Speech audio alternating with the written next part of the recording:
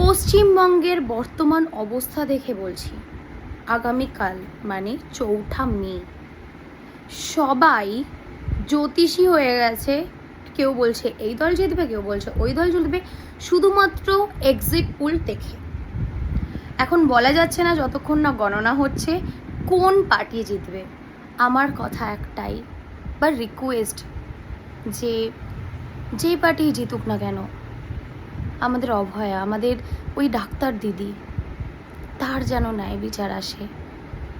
পুরো পশ্চিমবঙ্গের মানুষ, ইভেন বাইরের দেশেও অনেক মানুষ ছিলেন যারা তার জন্য মোমবাতি মিছিল করেছিল, তারা যেন